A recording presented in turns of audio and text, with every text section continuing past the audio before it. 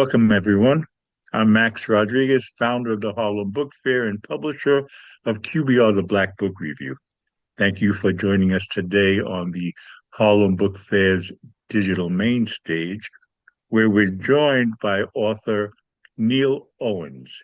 He's written quite a book, quite a timely book, I think you'll find. It's titled The Rise and Fall of the Fourth Reich. Thank you, Max. Glad to be here. You've written an interesting book at an interesting time. I like that you've taken a historical context and you've projected into a dystopian future, a created future. The question is, given today's times, how quote unquote created is this future? Let's start by telling those who may not know the root of the idea of the story. Adolf Hitler was the Third Reich, the Nazi Germany. It was a master race, and they basically wanted to remove the earth of Jews, and they wanted to dominate with Christian nationalism.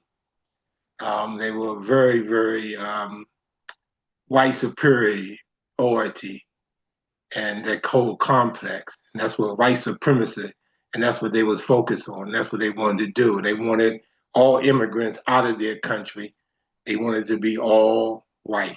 How did the Third Reich end? It ended with the World War II and with the America finally getting into the battle, along with, of course, Russia was in the battle, and they were able to defeat.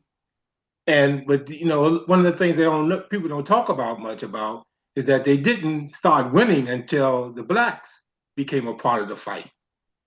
That's when they were able to defeat Hitler in Germany. It was like the Tuskegee Airmen was able to defeat their flymen. They had the best air force, Germany, and they were, they were shocked that these black pilots were able to defeat them.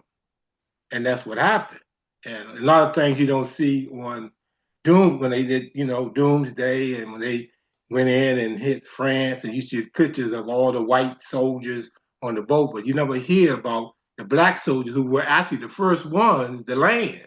Your book is not about the Third Reich. Your book is about the Fourth Reich. Where does that take place and how does it come to happen? At the end of World War II, communism became the biggest threat to the United States. And they they recruited those Nazis because of their expertise on Soviet Union affairs. And with this group being recruited, they migrated. They were given refuge into America, and they migrated into the far right wing of the American Eagle, which is called the far right of the Republican Party. This is a book of fiction, no? Because this sounds very real. Well, it's inspired by true events. I mean, that's what inspired this book. True events, yes. I mean, the CIA actually did recruit Nazi war criminals. Where does the fiction begin? Because right now it sounds like a nonfiction book. Right now it sounds like a history, but this is a story, a fictionalized story. And it's difficult for me to say that because it hits so true to home, with current events here in America. So why don't you just tell us the story? The book opens up near the end of almost in December of 1945, and the Third Reich has fallen, and the CIA approaches a very rich, prominent member of the Nazi Party, former member of the Nazi Party, to become a spy for the U.S. And his name is Dorfmeister, and he ended up becoming, he has a whole new identity given to him. It's a lot of process, but he gets a whole new identity laid out by the CIA for him to become a spy for the US, because he has a very good relationship with Joseph Stalin. And he becomes a part of this group that is already working out in America. You know, there's a group called the American First Coalition, and they are a part of the German Americans. See, this Nazism was sort of takes place prior to uh, the fact of what we know. You know, just during the historical piece, you know, there was a group of Jews that was fleeing Nazi Germany, and they and the American President Roosevelt, Franklin D. Roosevelt, would not allow them to dock in America. This was 1939. And in that same year, there was another great big um, rally. It was billed as a pro-American rally in Madison Square Garden. It was filled to the raptures, and they were Germans, Americans, and they had the German flag, and they had a picture of George Washington, a big thing with a swastika on each side of George Washington. I mean, this is the kind of stuff that was going on in this country.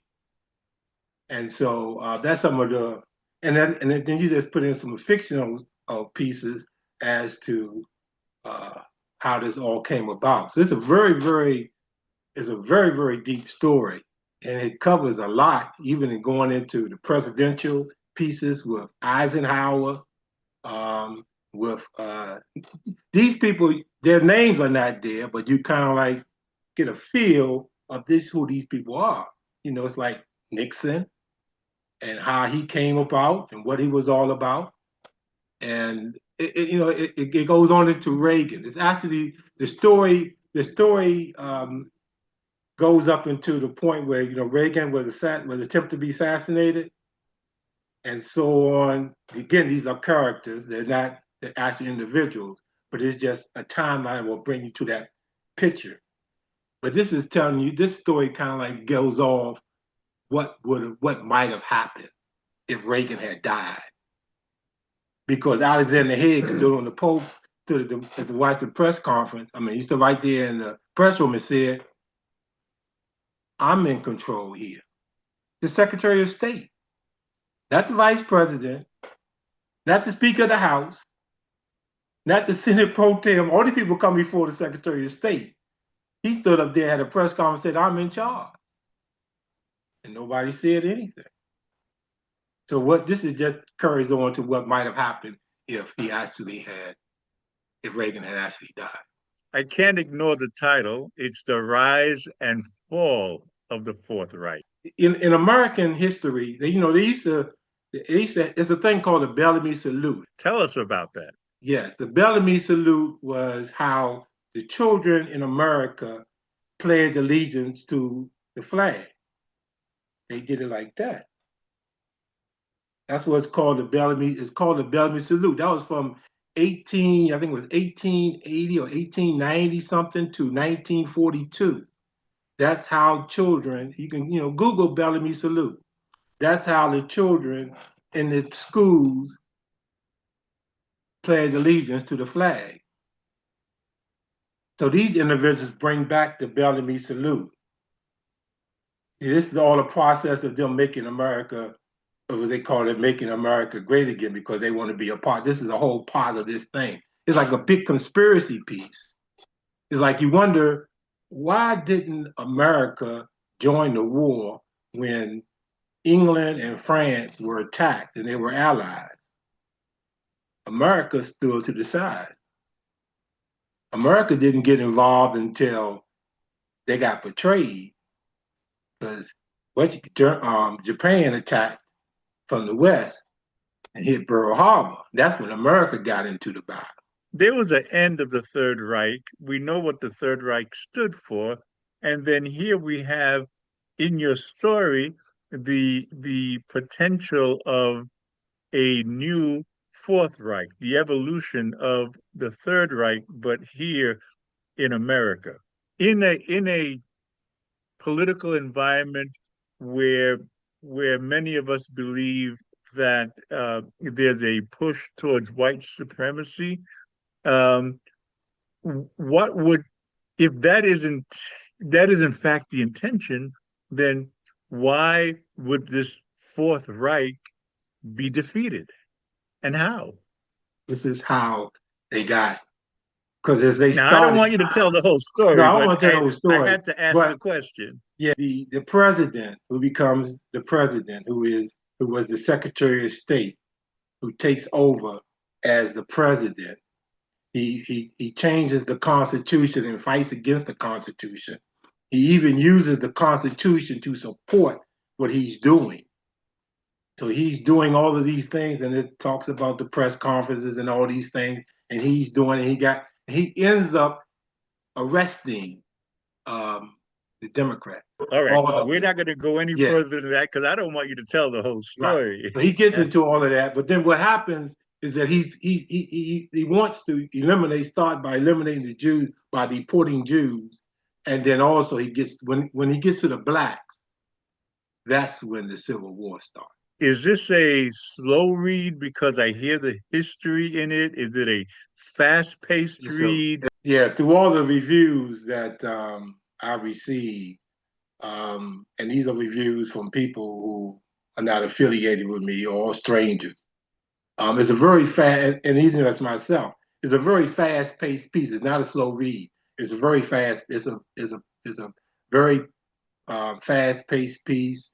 Um, keeps you keeps your page turning. I mean, it's like you see this and it gets in, and as you talked about, one of the protagonists is a young black guy from a kid who who sees um, the assassination of the guy who killed the president.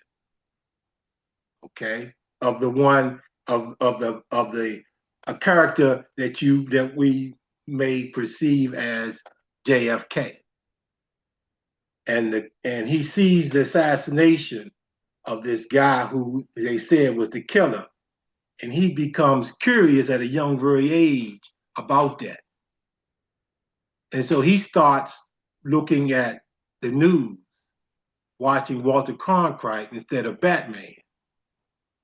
And he grows up with that kind of mindset, and he becomes a reporter. And he's very conscious, and so he's out there. And as he's a reporter, so he's out there in the field. So there's a lot of things going on. He's one of those people. There's several protagonists in this story that comes from different angles. What I But like about the book is that you have so many characters. They're all intertwined, and they all help to deliver the story. What prompted my curiosity and my request that we have this conversation is that, of course, the political times and we there's so much uncertainty, and we see the possibility of something similar to your premise of the book welling up, and we're all somewhat in fear and somewhat in uncertainty, and certainly without knowing what to do next because we don't know what will come next. So and then your book appears. I think it's a great and an interesting and a fun read actually, but certainly engaging and thought provoking. Who's the reader for your book? of course, I write for black people, but I don't narrowize it to it.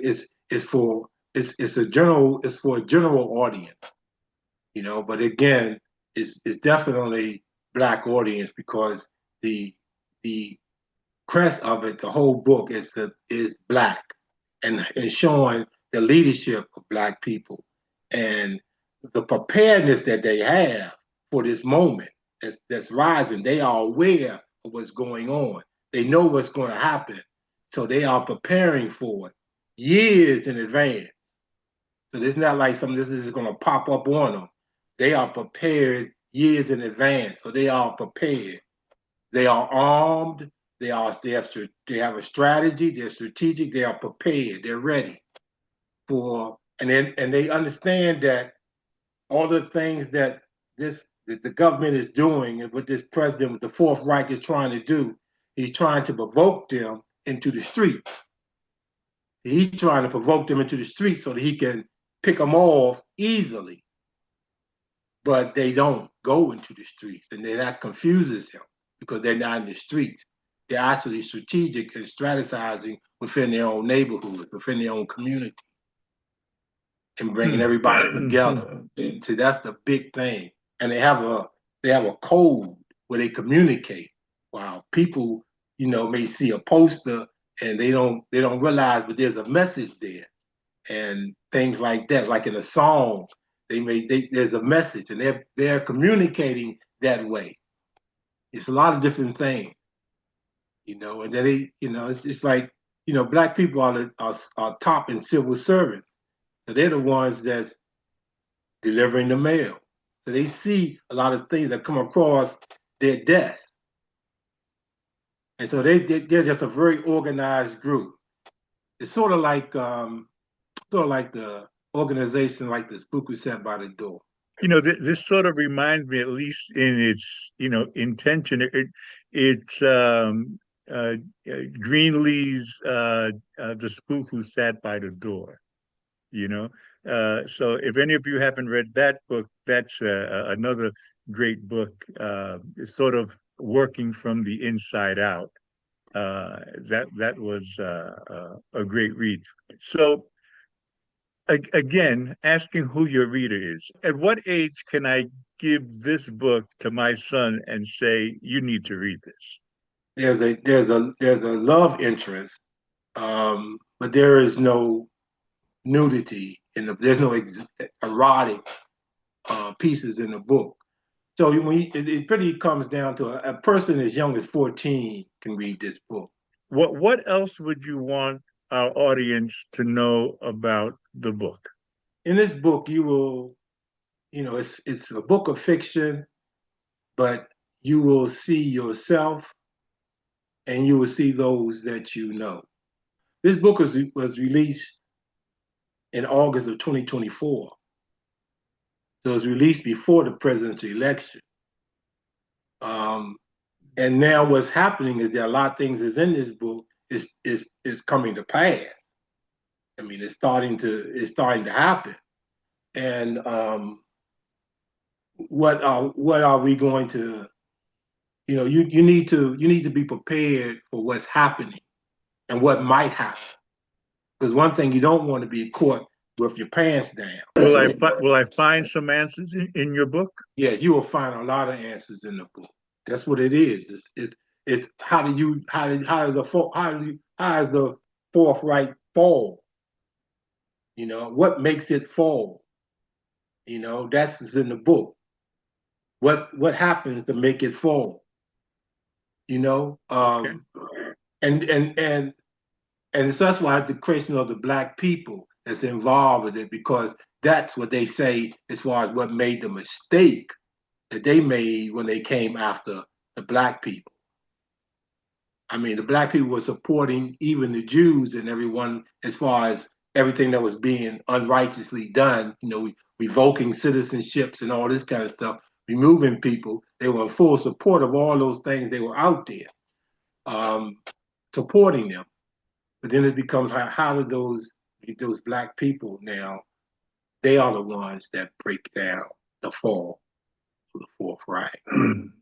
And this is why, Neal, I think that this is an important book, because we are at a time where this impacts all of us, across culture, across race, and that there are answers for our uncertainties that can be found in your book. I think makes the book a very worthwhile read.